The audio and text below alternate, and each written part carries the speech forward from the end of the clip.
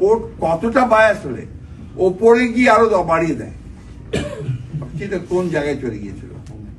আল্লাহ অশেষ রহমত, যে বিচারক এটা করেছিলেন তার বাড়ির ভিটা মাটি কিচ্ছু নেই, সব করে দিনাজপুর মানুষ ওই দিনই 5 তারিখে গুড়িয়ে দিয়েছে।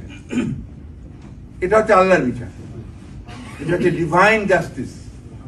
এবং সেটা আল্লাহ তখনই করেন যখন আল্লাহ দেখেন যে একে এখন ওই ডিভাইন জাস্টিস দিয়ে পরাজিত করতে হবে, তাই না?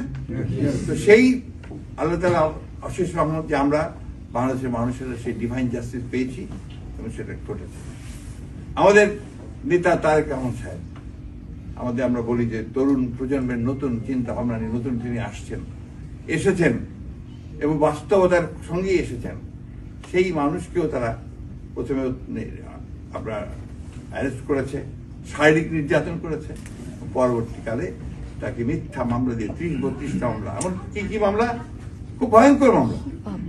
একটা মামলা হচ্ছে যে হাসিনাকে হত্যা করার চেষ্টা করা 21শে আগস্টে, আর একটা কি 10 ট্রাক অস্ত্র পাচার করা। এই ধরনের জঘন্যতম সমস্ত মামলা দিয়ে তাকে নির্বাসিত করা হয়েছে, বিদেশে রাখা হয়েছে। তো জানেন যে তার ছোট ভাই আরাফাত রহমান কোকো, তিনি অসুস্থ, বিনা চিকিৎসা অসুস্থ অবস্থায় চলে গেছেন।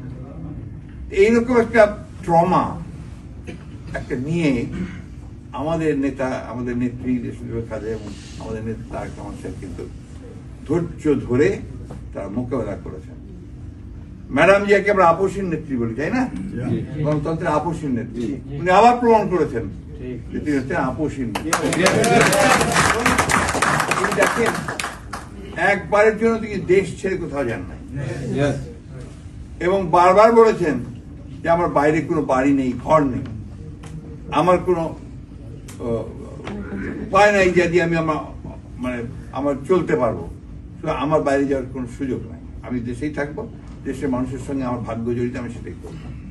এই মহিলাকেও তারা ওইভাবে রেখেছে।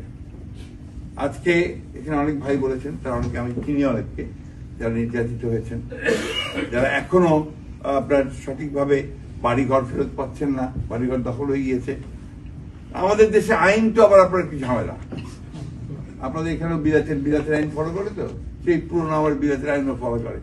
ফলে এখানে এই বাড়িঘর সম্পত্তির যে আইনটা, এই আইনটা তো আপনি যতক্ষণ না বদলানো যাবে আপনি তো ওখান থেকে বেরোতে পারবেন না।